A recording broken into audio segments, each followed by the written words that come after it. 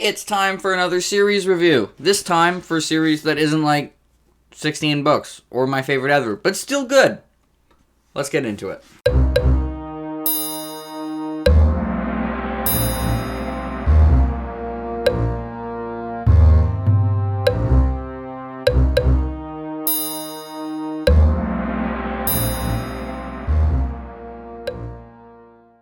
So, this is going to follow the same format of my other series reviews. I'm going to talk about what it's about, the reading experience, the characters, the everything else, which includes prose, plot, themes, and action. And I'm forgetting one. World building. World building is really good in this, so I can't skip that. And this review will have issues I had with it. Like the Malazan review did. There just weren't enough for Realm of the Elderlings. And I'd already talked about them all. Because they all fitted in a category. And then my final thoughts. Let's get into it. This should be a lot shorter. So, what is the Red Rising trilogy about? I don't have the first book to hold up, but we follow a character named Darrow. And Darrow basically works in, mining on the planet Mars. And he's mining for helium-3. And in this world, Pierce Brown has decided that helium-3 can be used to terraform planets. And so, basically, Darrow is part of a society, which are the Reds, and everything is rust red. Anyway, and they're mining for helium-3 in order to terraform Mars, so the humans can come on over to Mars. And, various revelations and personal tragedies will push him into shockingly not live the life of a peaceful, hard-working miner. This trilogy is actually not Mining Simulator. I know everyone is shocked by this. And we get a look into the society is split into colors, and we get a big look at Gold Society. And Gold is obviously, the ruling society, who are kind of in charge of everything. Book 1, the main conflict is largely like a battle royale type thing. Some people call it a Hunger Games ripoff. I would not call it a Hunger Games ripoff. I think it definitely has a different feel as a battle royale. And it's not like the battle royale is, I think, very different to the Hunger Games, and was a pretty interesting execution of it. And then the next two books are not battle royale, and they're much more like, big space epic with wars and battles and politics and scheming and all of that fun stuff. So we're moving on to the reading experience.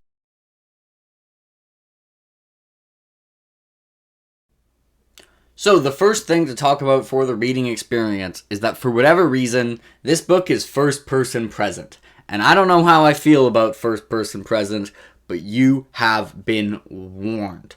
I think the official point of view power ranking, anyway, it doesn't matter, but it's first person present, and so you can be warned for that. I'm not the biggest fan of first person present. I don't know, I just feel like first person past reads better, whatever. I had to get used to it. You'll have to get used to it. Maybe you like first person present. Who knows? And the next thing is that unlike my last series review, these boys are quick in their pacing. There is not a single chapter where things don't change significantly. It's one of the fastest paced series that I have read. It also has quite a lot of action.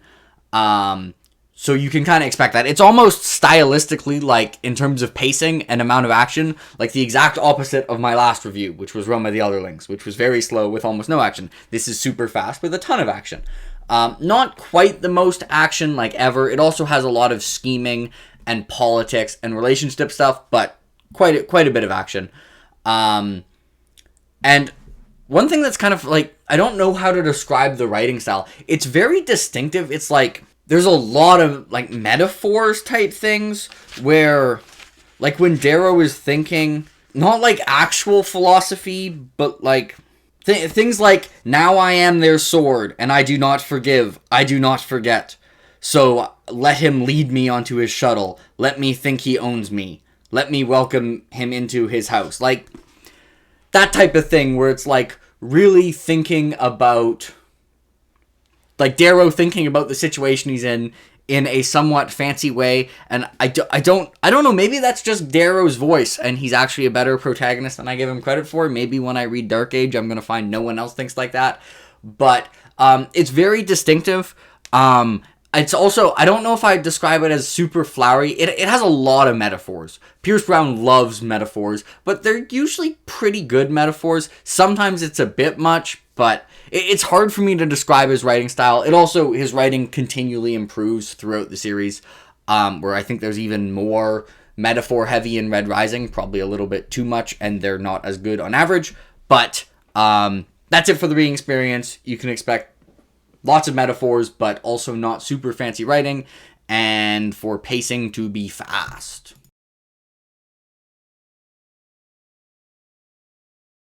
So, let's talk characters. And first is the protagonist, Darrow. Darrow is fine. He's okay. He's not one of my favorite protagonists. He's just, like, I don't know if I would fully call him a Gary Stu, but if someone was trying to convince me he was a Gary Stu, I would maybe struggle to defend him. He's good at pretty much everything, and a lot of time where he is like the strongest moral code and like is the better person. He also does do some fucked up things and sometimes is not a great person, so he's not like fully a Gary Stu, but he's Gary Stu-ish. And he's just not that interesting to me. He's easily at his best in Morningstar. Morningstar, I actually at points was like, wow, Darrow is actually like a character I kind of like. And I will also say he's a very, very active protagonist. If you like reading about a character who has agency and takes initiative, he very much does that. So that's something. But in terms of like personality, he was pretty mediocre for me. And especially for book 1, where I was like actively annoyed by him. There's one sentence where he says in book 1 where it's like, didn't they know that I'm like different? And I was like, oh, shut up. You're not that special. Go away. That being said, he is the weak link, but the rest of the characters are strong. And the side characters, especially like the good guy side characters, really, really stand out. With Mustang, Severo, and Ragnar being my favorite, the side characters have great relationships, great development, they have a ton of personality, they all feel like unique, they're great. I think in general the relationships between both the side characters and Darrow and the side characters is the biggest strength of this series. I'm not going to pretend they're the most like complex or like multifaceted relationships ever, but the emotional connections between people, just they feel real and strong and distinctive. It really reminds me of the way John Gwynne writes relationships. I think there probably is quite a bit of overlap between the John Gwynne fandom and the Red Rising fandom, and I think if you like the way the relationships are written in one, you will likely like the other, for like Faithful and the Fallen, or Of Blood and Bone, and Red Rising. And Red Rising also has a good amount of characters that like you're gonna change your mind on, that are like, you know, good guys at points and bad guys at points, and like switch between. And I think Pierce Brown is pretty good at doing that. I don't think he's the best in doing it, and a lot of the time, it's not like, a lot of time when you're changing your mind on a character, it's like if you go from liking someone to not liking them, or vice versa, it's not that your perspective has changed on someone who's acting the same, it's that, you know, that character was doing good things, and then started being a bad guy, so now you don't like them. And the way they became a bad guy is believable, but I think Pierce Brown is pretty good at that, not literally the best I've seen. And I will say, Red Rising, I think, has pretty good villains. Especially one antagonist is pretty hateable and pretty intimidating. I think sometimes for, like, how scary they are,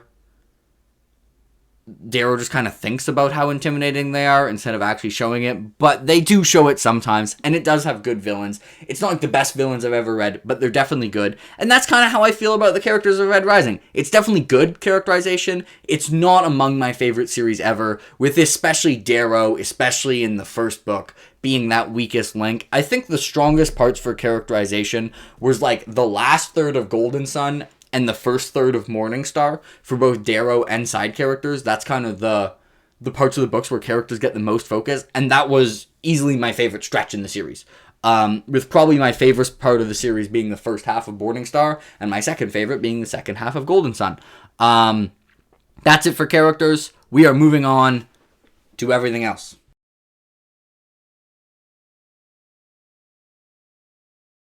Alright, it's time for everything else, and first is prose. And the prose for book 1 is kind of fine.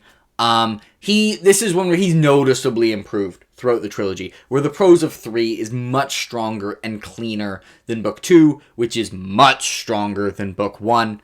I don't think it's bad in book 1, but it's just like, it's fine. It at times is maybe a tiny bit clunky, but it didn't really get in the way of book 1. And then I think by the end of Morningstar, it's very strong. As I mentioned before, Pierce Brown really likes metaphors. There were a lot of metaphors. The quality of those metaphors also trends up, but I don't have that much to say about the prose. It's kind of middle of the pack if like you're categorizing it, where this end of the spectrum is like ultra fancy and stylistic, and this end of the spectrum is just like super basic and see-through. This would be kind of in the middle, but it's a good execution of that. And next is plot, and the plotting is lightning fast.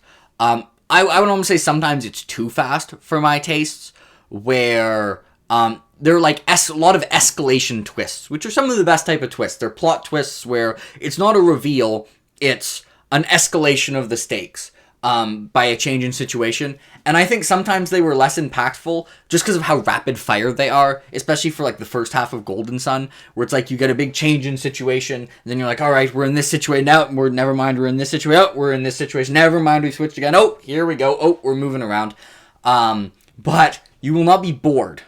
There is, in terms of pacing, I don't think there's a chapter in this book that doesn't change something about the status quo. Like, there is no wheel spinning. There is constant progress being made.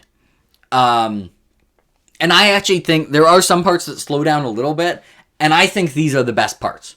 The parts that really get to focus on the relationship. But I think it's very clear that Red Rising is very well plotted. And I don't know really what section to put this in, but there are unpredictable deaths in this series. And they are actually, I have been told that they are truly random, in that when there is a situation where it seems like who dies is just random chance, Pierce Brown literally draws names out of a hat. So if Pierce Brown was writing a World War II D-Day, he would take and had like, all the characters were people on a landing craft. If he decided that like, 3 people should die on D-Day based on where they were landing, he would put all the names in a hat and he'd draw 3 and those 3 people would die.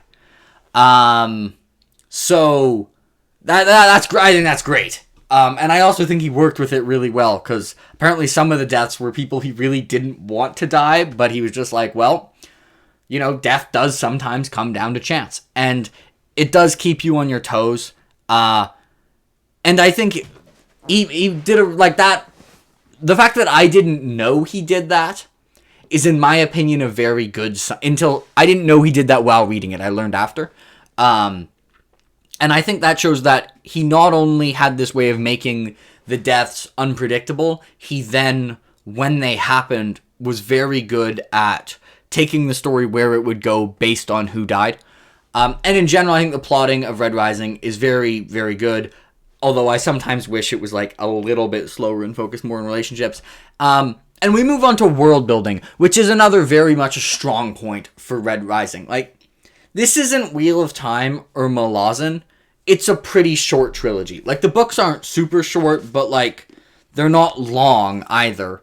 And considering it's a short-ish trilogy, the world it builds is pretty fantastic in scale, creativity, and depth. It's actually, the world building is arguably the most impressive part of the series.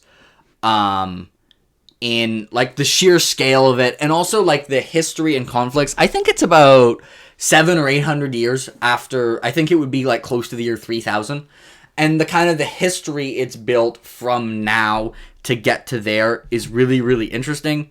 This is actually, if I compare it to another sci-fi book, Dune, which I think obviously does have better world building, but that element of the history of how we got to our Earth now to where we are then, I actually think is done better in this trilogy than in the first Dune book. I'm expecting that to improve in the later Dune books, and in general, obviously, very, very few series can mess with Dune when it comes to world building, but that aspect was done really good, and I would really basically only have praise for the world building. It's not like literally the most complicated ever, but it's a short trilogy, so it's not gonna be Malazan. It's just not realistic to expect. And the next topic we are moving to is themes. And I think the core themes that are explored are somewhat basic, but they're executed really well. Like, the execution of, I think Pierce Brown has said, like, the main theme is about control and doing when there's a bunch of things you can't control, doing the things you can the right way. And also, I think strong, like, friendships are a themes. And you know what? The power of friendship. It's been done a lot of times, but when it's done well, it's damn good, damn it. And there were a lot of parts that made me, in Discord, spam the family meme and then hate myself for doing it. But damn it, a lot of the lines made me do it, because at points, Darrow... I don't have friends. I got family. And sometimes, yeah. So, I think the themes were very well executed. I do have a couple minor qualms with how some things were executed, and that is, sometimes it seems like Darrow convinces people to kind of follow his way and agree with him, like, way too easily. We have all been in arguments with people. People do not change their mind and become convinced they're wrong easily. And I feel like if you said this was like a D&D game, Darrow for persuasion or charisma or whatever rolls a lot of nat 20s. And usually, like, he'll have like a speech that'll change someone's mind about something, and it's a well-written speech, but a lot of the time I'm just like, you know, I don't think everyone's mind would be changed. Like, he'll kind of change, like, a huge group of people's mind. And I think, like, you know, people are pretty set in their ways sometimes. I don't know if that's theme. This might be character. Anyways, for theme, there's one in particular, but that stands out. But maybe a couple more where there are moral dilemmas that are just not dilemmas. That, like, it's the trolley problem of, like, you know... Except it's, oh, the train is going to kill 5 people, and you can hit the switch and not kill 5 people. And it's like, Darrow is like, thinks that we should change the switch, and the other people are like, you know, it's war. Sometimes you have to kill 5 people. And Darrow's just like, what? No, you don't. Just hit the switch. And I'm just like, come on, this isn't an argument. Like, it's obvious. This happens especially, there's one specific one I'm thinking of. But sometimes there are some, like, moral dilemmas that I feel like are just there to create conflict, and so Darrow can take the moral high ground. It's pretty rare, though, and overall, I think the themes are very well executed. And the last topic is action, and the action is great. The action, you can kind of very well picture what's going on. It doesn't get drawn out by blow to blow. It's got, like, character development in the action. It's good action. There's also space battles, which are also damn good. Sometimes the space battles, like the plans, people are really playing 4D chess to a degree that I don't know if I believe. And really, there are a lot of plans in this book where there's a lot of 4D chess going on where people, like, perfectly predict each other. And sometimes I think, like, you know, are things really that predictable? But overall, for both large-scale battles and small combat, it has really good action. Not, like, literally my favorite, but if someone told me they think Pierce Brown is the best action writer, I would not be surprised by it.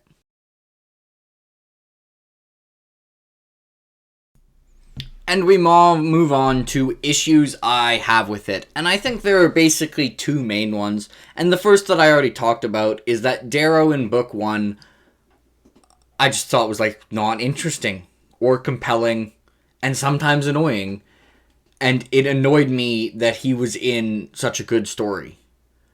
With an interesting world that was well paced with great side characters. Because... like, Darrow just does not very little for me, especially in book 1. Book 3, Darrow is pretty good. Like, book 3 Darrow gets up to fine. Book 2 Darrow is meh. Book 1 Darrow I actually just don't think is, like, an interesting or deep character who's good at everything. And I wouldn't have cared, like, what happened to him, because he just isn't that interesting to me at all. So, that's rough. Most of the other stuff around him is really good, but when you have a first-person story, it's not great. Like, when you have one character that isn't amazing. Kind of says a lot about how good the other stuff is, that I don't even like the protagonist and still like the trilogy. Anyway, and the other main thing is there's a certain thing that happens in Morningstar that is just really stupid. And it shouldn't have get in a published book. And it's basically the book in first person present directly lying to you and then retconning it like 2 chapters later. Where this isn't like a narrator is unreliable. This is like, it's saying, it's just like, it's like a retcon 2 chapters later. And it's just like, it should never have made it in the book. Like, I don't know how no one caught it. It pissed me off. Morningstar in general, like the last third, like Morningstar could have easily been my favorite in the series. It is my favorite in the series. I give it 8.3 out of 10. It's a great book. It could have been above a 9 out of 10 if it didn't do a couple things. And this is one of the big ones. What was anyone thinking? Like, how did no one catch this? I'm legitimately baffled.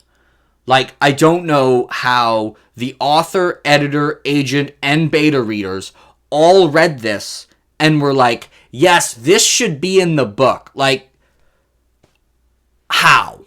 Anyways, that's my biggest issue. That and Darrow in book 1. But that's basically the only ones that I really have. Overall, like the series. Let's move on to final thoughts.